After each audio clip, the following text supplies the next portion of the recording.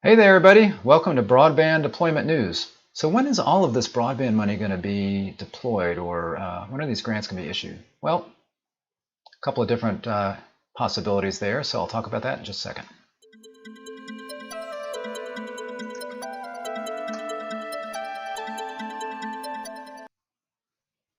Thanks for joining me. Rick Uzzi here at Zcorum, and I've been doing these live streams on broadband deployment in general, but also specifically, since we have this broadband equity and deployment bill as part of the infrastructure bill that was just passed and signed into law. That's obviously all coming about, and there's a lot of excitement about that, about all of the money that's going to be available to increase the amount of people that have broadband in the country to try to close that digital divide. So when is all of this going to happen as far as timing? Well, we know there's a couple of factors that are impacting that, and I wanted to just bring a couple of stories, up a couple of stories here on what might be impacting that timeline. So here's a story that was on CNBC. White House wants universal broadband by 2030, but funding could take years to deliver. And they're talking about just even the first funding from this. So just a couple of key points in here. The Biden infrastructure bill included $65 billion to build out broadband internet access, and about $42.25 billion, I believe, is really meant for deploying broadband. There's about $14 billion for broadband affordability programs involved in that. So Commerce Secretary Gina Raimondo told CNBC she's confident that every household will be connected by the end of the decade, if not sooner. So whether or not that's going to take place from this funding is not certain, because we don't know how many people have broadband. That's one of the issues that we have that I'll be going through. So who really doesn't have broadband is still an open question. But some experts believe it will cost much more to close the broadband gap, again, because some are estimating that the number of people that have broadband is actually much lower than the government is estimating. So Commerce Secretary Gina Raimondo said she's committed to the administration's goal of universal broadband by 2030, but cautioned that distributing funds from the new infrastructure law to meet that deadline could take years. The $1 trillion infrastructure package that President Biden signed into law last month includes $65 billion to improve broadband access and affordability. Most of that's funded through the Commerce Department, which Ms. Raimondo is head of, and that goes that's under the NTIA, which is a division of that Commerce Department, or one of the agencies under that. Most of that funded through Commerce. Raimondo said that some of those dollars, such as money for tribal governments, are starting to trickle out. But the bulk of the funding will take longer. The department plans to set up a process for states to apply for the money by May. Now that's what's called a Notice of Funding Opportunity. So as part of the bill, it's actually written in the bill that the Commerce Department or the NTIA has to get these Notice of Funding Opportunities out within 6 months of when the bill becomes effective, which was when President Biden signed it into law. So they have until about May of 2022 to get that part completed. So that is a hard date. So those will have to be out before that point. Now, of course, that doesn't mean that those notices go out to the states. That doesn't mean that money starts getting implemented there. There's a lot that has to take place after that. It's also waiting on the FCC to update its controversial broadband access maps, expected around the middle of next year. So maybe around the same time frame. I'm sure they're going to try to pull that in a little bit sooner if they can. Dispersing the money may not occur until 2023. So you've got a couple of factors here. You've got this Notice of Funding Opportunity, then you've got the broadband maps that need to be updated. That's also written into the law, where the federal maps that we have right now are not sufficient to be able to really determine who has broadband and who doesn't. So there's lots of inaccuracies in those maps based on the way that they were set up. I'll be talking about that. And by the way, tomorrow I'm going to be talking about a mapping resource that's available now through the NTIA, and I'm going to go through a demo of that. So there are maps out there now, including state maps, and then this map from the NTIA that can help you get an idea of where broadband is that would be better than the current or the FCC maps that are based on the Form 477 data from the FCC. Yeah. People will start to see relief immediately, she said. Well, immediately could be late 2022 to 2023, so I don't know if that's immediate. But it will take us years in order to get it all out the door effectively to achieve the vision of making sure every single American has high-speed, affordable broadband. According to the Federal Communications Commission, about 14.5 million people do not have access to high-speed internet, but outside experts warn the number is likely much higher. So where is that 14.2 million coming from, or 14.5 million coming from? Is that coming from the FCC maps? Hopefully not. If so, it probably is out of whack. Broadband now projects as many as 42 million people lack access to high-speed internet. Microsoft has said as many as half of all Americans do not use broadband, even if they have access to it. So that's a totally different question, right? So you can lead a horse to water, but can you make it connect to broadband? So that's a totally separate issue. Sometimes it's about affordability. Sometimes it's about some people, they just use their phone and they're happy with that. Maybe they go to work and use the internet, and anything they need to do at home, they use their phone, they stream from their phone. They don't have a hardwired internet connection. So we don't know what that is. It could be affordability, but that to me is a separate question. There's a political divide, which is contributing to the budget divide, which is contributing to the digital divide, said Bhaskar Srivorte, Dean of Global Business at the Fletcher School at Tufts University. Closing the gap could actually cost as much as $240 billion, he said, more than double the amount the administration has pledged to spend. Well, it's like 4 times what's in this current infrastructure bill. Now, that's not counting RDOF money and ARPA, the American Recovery Act money, and USDA Reconnect funds. So maybe that's where that number is coming from. So strengthening public-private partnerships could be one way to make the difference, make up the difference, and that would be, municipalities working together with internet service providers that are already in the business to partner together, maybe using some shared infrastructure. Those kinds of things can help. And we got to remember that, again, a lot of people have access to broadband, but they don't use it. So maybe the numbers, maybe it really wouldn't take $240 billion. And these funds, a lot of these are grants, but there is a matching amount that service providers have to put forward. So there's that. So it's, there's money there that there's got to be skin in the game. And then with RDOF, there's money that all of that's going to hopefully eventually happen, and that's money that's going into the system. That's money where the service providers will be putting in a lot of the dollars required for that. So maybe it's not $240 billion. I certainly hope not. And I do believe that a lot of people that want broadband can get it. So that's it for that story. I wanted to talk about the mapping question and issue. So again, this is a factor as far as when all this is going to happen. So Biden's ambitious broadband funding has a key impediment, an outdated map of who needs it. Problems with FCC maps have been documented for years, and new broadband funds won't be deployed until they're fixed.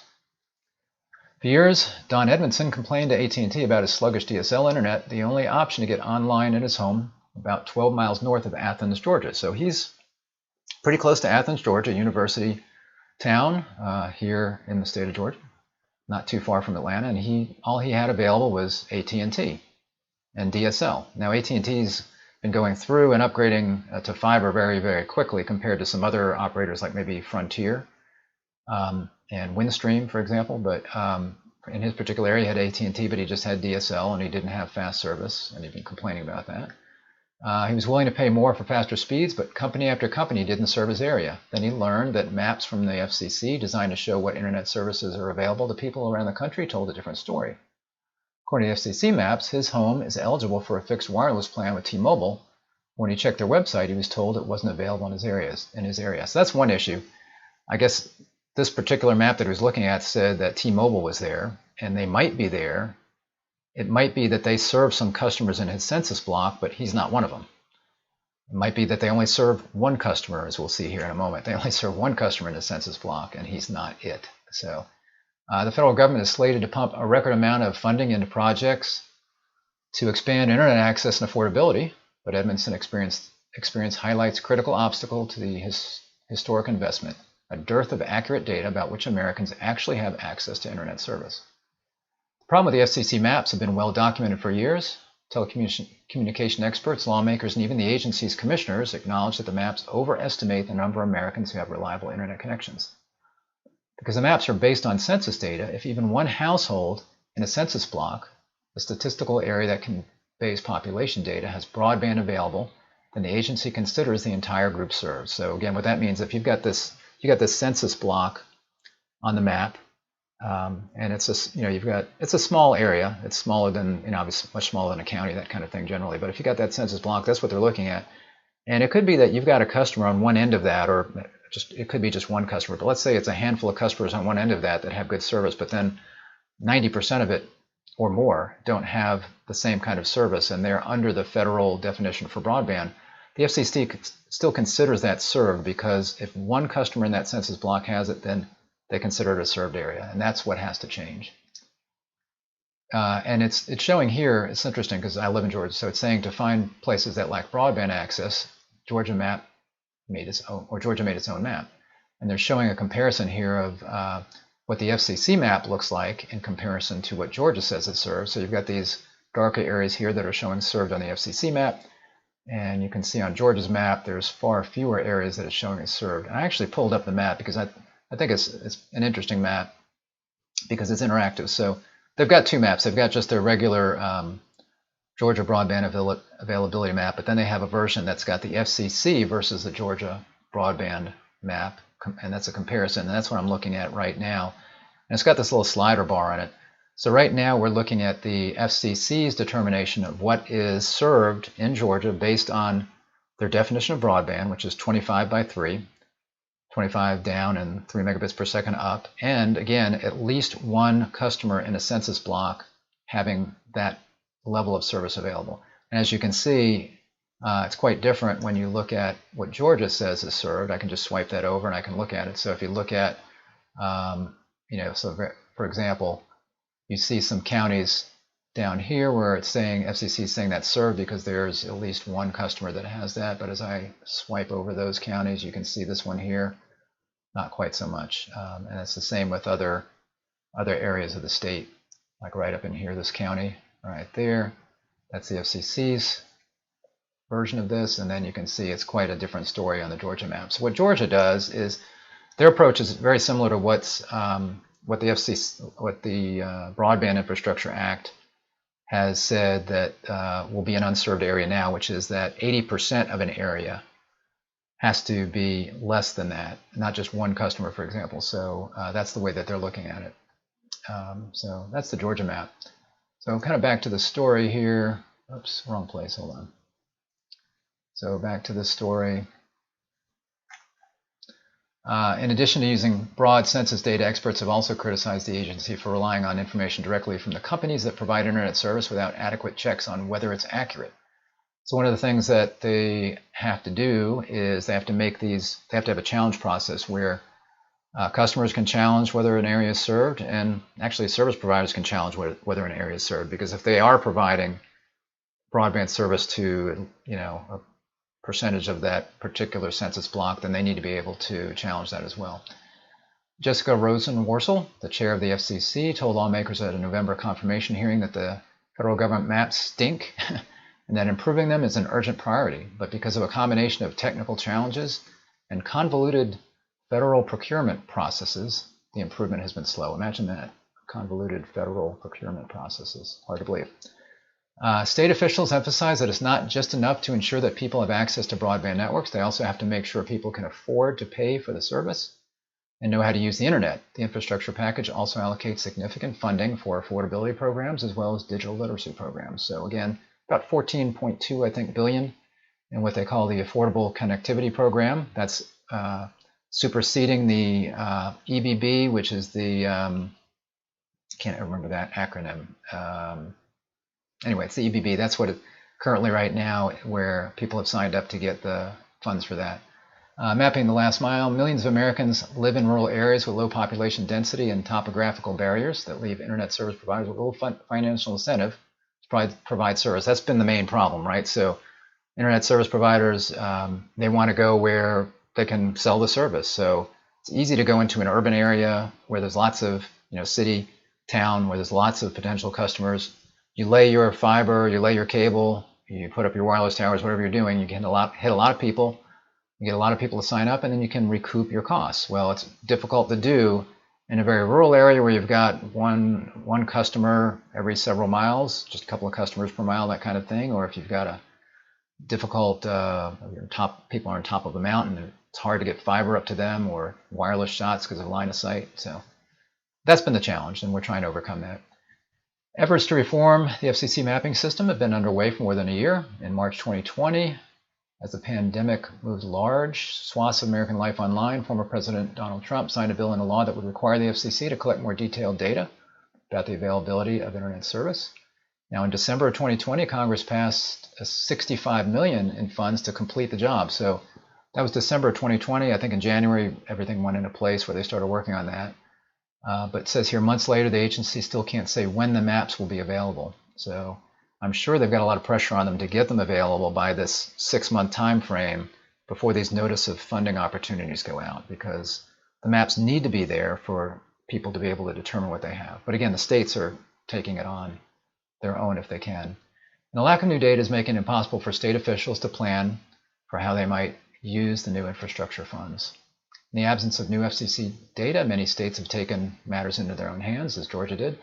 Tennessee, North Carolina, and others have started building their own maps as they tire of waiting for the federal government to produce its own, and as they develop strategies to deploy funds that become available for broadband deployment during the pandemic under the American Rescue Plan, a stimulus package passed in 2021. So a lot of this impetus has been happening because of the ARPA, American Rescue Plan funds that are out there. And those are being dispersed, and states have to figure out what to do with that. So that's money that actually is available sooner than what we're going to be seeing from the Biden infrastructure package that passed.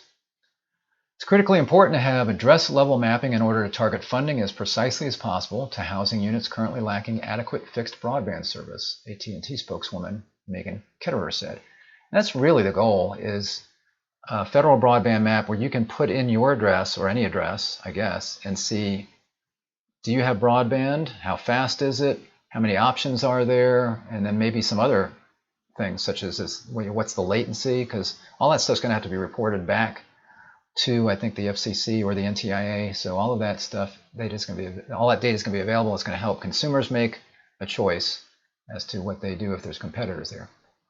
Once the federal government maps are completed, the individual states are expected to have broad discretion over how to deploy the record amount of funding. Each state will get at least $100 million, and they're using that primarily to, right now, they're going to get that money sooner. So right now they're thinking about their broadband offices that they need to set up and how they can staff those, plus additional funds based on the need shown in the new FCC maps. And some states are already deploying hundreds of millions in funding that became available under the pandemic stimulus package, which I just mentioned.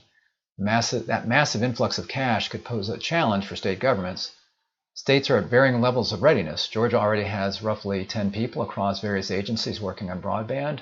States planning to spend at least $300 million from the American Rescue Plan on improving broadband. Other states just started their broadband plan in the fallout of the pandemic, like Texas, which just established a broadband development office in August.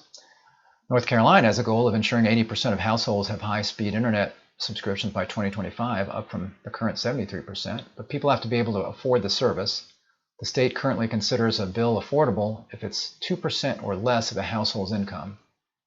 1.3 million households, they say, currently exceed that threshold. Now, the Affordable Connectivity Program provides, it's going to reduce the amount from EBB, which is $50 down to $30, but that's still a $30 subsidy that can be provided back to the internet service provider if they want to sign up for that, and then they can offer that to subscribers in their area.